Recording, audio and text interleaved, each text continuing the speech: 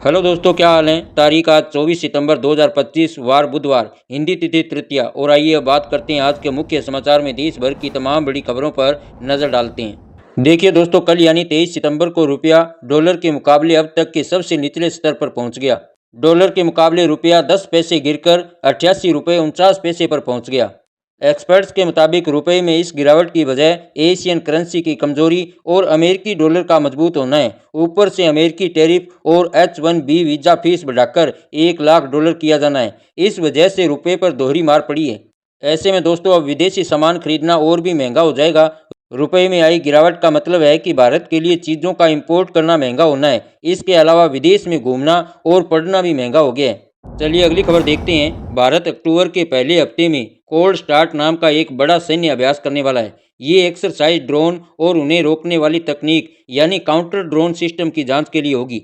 इस ड्रिल में ये परखा जाएगा कि हमारी एयर डिफेंस सिस्टम कितनी मजबूत है और किन जगहों पर सुधार की जरूरत है। वहीं भारत के एयर मार्शल बोले, पाकिस्तान की हमारे जैसे बनने की कोशिश, हमें एक कदम आगे रहना होगा। चलिए अगली खबर देखते हैं। पश्चिमी बंगाल के कोलकाता और उसके आसपास के इलाकों में मूसलाधार बारिश से बाढ़ आ गई। पानी में बिजली का करंट फैलने से अब तक 7 लोगों की मौत हो गई है। कोलकाता में पिछले 24 घंटों में लगभग 247.5 mm बारिश हुई है। कोलकाता में हुई भारी बारिश को लेकर सीएम ममता बनर्जी ने कहा कि मैंने ऐसी बारिश पहले कभी नहीं देखी। चलिए अगली खबर देखते हैं। देश की top 3 automobile company Maruti, Hyundai और टाटा मोटर्स ने नवरात्रि के पहले दिन रिकॉर्ड 51,000 से ज़्यादा कारें बेची। जीएसटी की नई दरें 22 सितंबर से लागू होने की वजह से कार की कीमतें 4 साल पहले के बराबर पहुंच गई है। इसके अलावा कंपनियां 10% से ज़्यादा फेस्टिवल डिस्काउंट भी दे रही है। कारें सस्ती होने के बाद कंपनियों ने रिकॉर्ड बिक्री दर्ज की है। मारुति सुजुकी ने एक दिन में सबसे ज़्यादा 30,000 कारें बेची, तो वहीं हुंडई ने 11,000 और टाटा मोटर्स ने 10,000 कारें बेची। चलिए अगली खबर देखते हैं। सुप्रीम कोर्ट ने मंगलवार को तमिलनाडु सरकार को फटकार लगाते हुए कहा कि नेताओं का महिमा मंडल करने के लिए जनता के पैसों का इस्तेमाल क्यों किया जाए। दरअसल दोस्तों, तमिलनाडु सरकार पूर्व मुख्यमंत्री एम करुणानिधि की मूर्ति लगाने की परमिशन के लिए याचिका लेकर सुप्रीम कोर्ट पहुंची थी। सुप्रीम कोर्ट ने कहा कि इसकी अनुमति नहीं है। आप अपने पूर्व नेताओं के महिमा मंडल के लिए जनता के पैसों का इस्तेमाल क्यों कर रहे हैं। सुप्रीम कोर्ट ने राज्य सरकार से याचिका वापस लेने और मद्रास हाईकोर्ट जाने को कहा। मद्रास हाईकोर्ट ने सार्वजनिक स्थानों पर मूर्तियां लगाने पर रोक लगा दी थी। चलिए अगली खबर देखते हैं। राहुल गांधी ने मंगलवार को एक बार फिर से बीजेपी पर वोट चोरी के आरोप लगाए हैं। उन्होंने एक्स पर लिखा कि देश में युवाओं की सबसे बड़ी समस्या बेरोजगारी है और इसका सीधा रिश्ता वोट चोरी से है। उन्होंने बिहार के बेरोजगार युवाओं का वीडियो शेयर कर लिखा, जब कोई सरकार जनता का विश्वास जीतकर सत्ता में आती है तो उसका पहला कर्तव्य होता है युवाओं को रोजगार और अवसर देना। चलिए अगली खबर देखते हैं। समाजवादी पार्टी नेता आजम खान 23 महीने बाद सीतापुर जेल से रिहा हुए। रामपुर में अपने घर पहुंचे तो रास्ते में वे डीएसपी पर नाराज हो गए। आजम खान ने डीएसपी से कहा, मुसाफिरों को पुलिस परेशान कर रही है।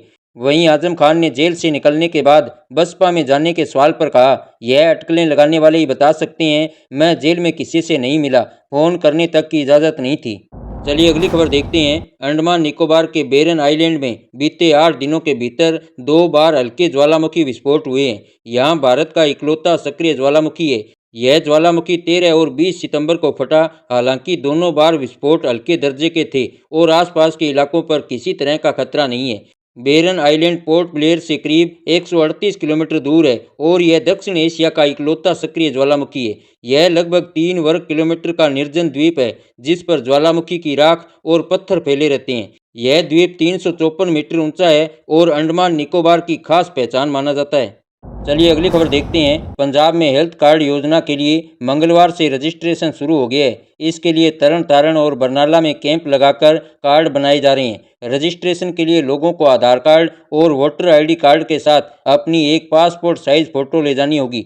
एक कार्ड बनने में 10 से 15 मिनट का समय लग रहा है। साथ ही सिस्टम ठीक से काम न करने की वजह से कुछ लोगों को निराश होकर लौटना पड़ा।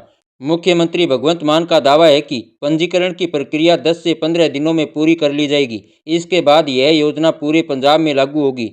इस योजना में हर साल 10 लाख रुपए तक का मुफ्त इलाज मिलेगा। चलिए अगली खबर देखते हैं। चंडीगढ़ में एनडीपीएस और हिंसक अपराधों में शामिल बड़े गैंगस्टर और अपराधी जो विदेश में छिपकर बैठे हैं, उन्हें भारत वापस लाने की तैयारी की जा रही है। इनमें गैंगस्टर लॉरेंस का बड़ा भाई अनमोल बिश्नोई, एक्ट्रेस दिशा पाटनी के घर फायरिंग का जिम्मेदार रोहित गोदारा, हरियाणा का रणदीप मलिक और पंजाबी सिंगर सिद्धू मूसेवाला की हत्या में शामिल गोल्डी बराड़ जैसे गैंगस्टरों का नाम शामिल है।